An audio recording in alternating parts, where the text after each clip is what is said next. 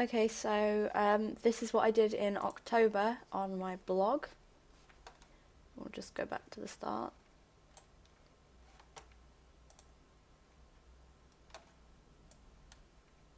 Okay, so the first thing I did was my masthead sample, and what I did was put it on Facebook, and then later on in the month I have the results of what people said on Facebook.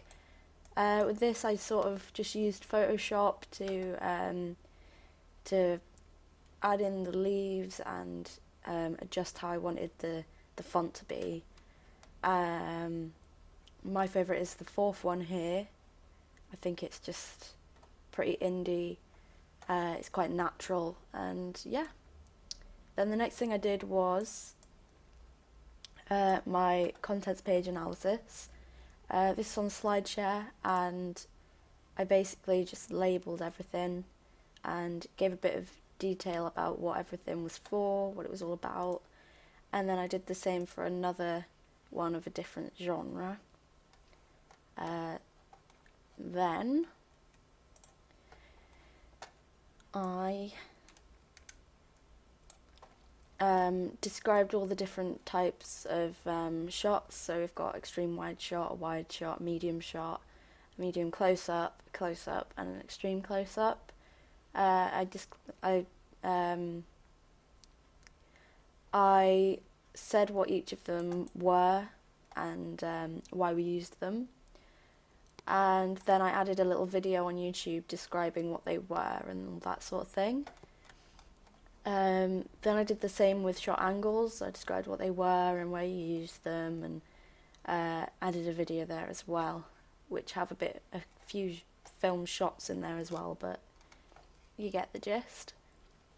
I then wanted to make sure that my editing software at home was as good as Photoshop that I have in college, so I decided to do a film poster edit, and I took my face and put it on Kathy Bates there in Misery, and then I took my friend Emily's face and put it on Bex TK's face from Scream the TV show, and I think they turned out pretty good. Then I have my target audience Prezi, which is basically going through all of my audience research and just the survey from the other month. I was analysing that and making sure that I had all the correct things and information. I also had my interviews with 2 people from the age bracket that my magazine is going to be aimed at, and then I analysed their answers to the questions in my interviews in here and did a quick summary. I then have the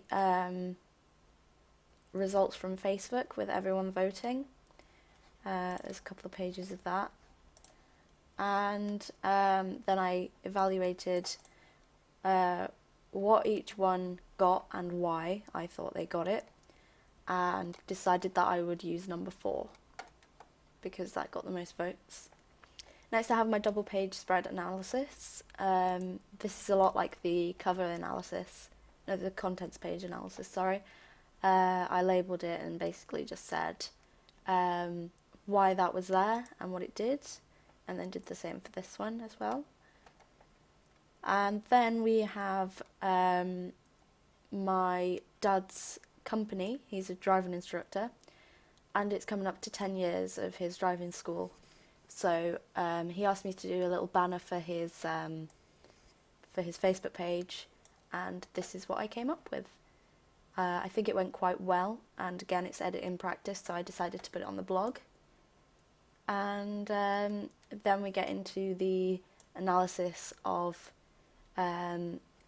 cover, contents, and double page spreads in a bit more detail than the other ones. So I've said all the similarities, the differences, and then sort of what I've recorded from that seem to be common within my genre. And I've done the same here. Similarities, differences, and codes and conventions. And finally, with the double page spread as well, similarities, differences, and codes and conventions. Another thing I also did was change the colour of my top bar here. I just think it looks a bit better and contrasts a bit more with the white background, which makes it stand out a bit more. I also added categories, so we've got an analysis category for all the analysis I've done, editing practice that I've done, evaluations that I've done, mainly of my contents and cover page for my college magazine. My final task, planning, a bit of an overview, that's my September one and this will be my October one. And my preliminary task, so it's got everything to do with my college magazine and it's a little bit easier to sort of get through. I've also added that I am now 17 rather than 16. And that's what I did in October.